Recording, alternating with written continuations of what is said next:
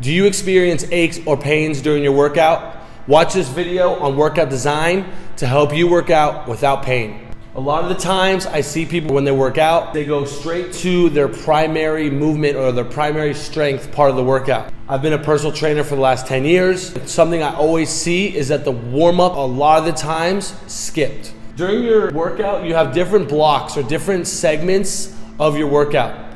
One of the segments is the warm-up, and that's what you should do before you work out. You get the heart rate going, you get the blood flowing, and you help lubricate the joints. It can be anything like a treadmill walk or a treadmill run for 5-10 minutes, a bike, anything cardio related to get the heart rate up. It could be any part of the 7 body movements, so squats, deadlifts, body weight, single leg RDLs, T, Ys, Is for the shoulders, band pull-aparts, pull-ups, push-ups. These are all good warm-up exercises that you can do depending on what your workout is for the day. The next thing, which isn't necessarily mandatory, movement prep is going to be dependent on you, dependent if you have, certain injuries or past injuries that you need to prehab for or post-hab. Movement prep is more like if you're going to bench press, you're going to warm up maybe a little bit more on the chest and shoulders that day. If you're doing a squat, maybe you're warming up the hips, the glute, activating the glute muscles a little bit more that day. So the movement prep is going to be more individualized, more specific to that day of the workout, but it also helps a lot with less pain and less aches during the primary movement of the day. This part or this segment of the workout is usually where people start. They walk into the gym, and if it's bench day, they walk straight to the bench. Or if it's squat day, they walk straight to the rack, which is totally okay as long as you grab the rack or the bench and warm up before starting this segment of the workout, because it will relieve a lot of stress on the shoulders or on the knees or on whatever muscles you're working that day. Before your primary movement, make sure we do a warm-up or a movement prep before lifting heavy weights. This is going to help a lot, relieve a lot of aching and pains in the joints and in the muscles. The next part of the workout, it's another segment. It could be a secondary movement of that primary. So if you're going to bench, maybe do an incline. If you're squatting, maybe walking lunges or leg press if you're at a gym.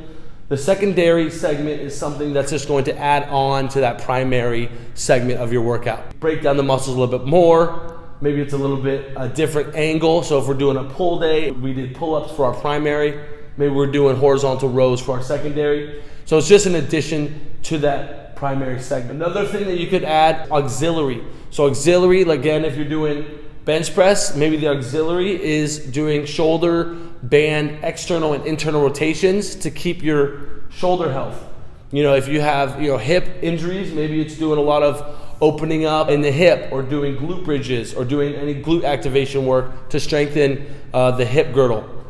Auxiliary work is something that you should do every day. This will, in the long term, help with aches and pains during the workout. So I highly recommend doing auxiliary work. And the last part, core, this is something that you could do depending on how your workouts are scheduled, but you could either include them in the workout and do them as an active rest during the primary, secondary parts of the workout, or you can have it on a whole different segment on its own and have a core block where you're doing anti-stability, crunches, maybe a hanging knee raises. You're doing different parts to hit different parts of the core, but you're using it as its own segment, its own block of the workout.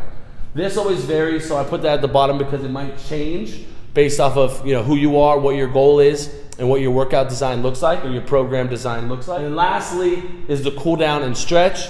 This is similar to the warm-up. Just like we revved our engines up, it's time to rev the engines down. And this is a good part to bring the heart rate down so we're not just walking out of the gym at our max heart rate. And during the workout, we contracted the muscles so they're very tight. This is a good time to let oxygen in that muscle to elongate it and stretch them out. All of this will help you have less aches and pains during your workout. So I highly recommend the 2 segments to add to your workouts, which many miss, are the warm-up in the beginning and the cool down at the end. Hope you enjoyed this video. If you did, comment what you enjoyed most and comment what you want to hear next or learn about next in the following video. If you like this, like, share, subscribe. We'll see you next video.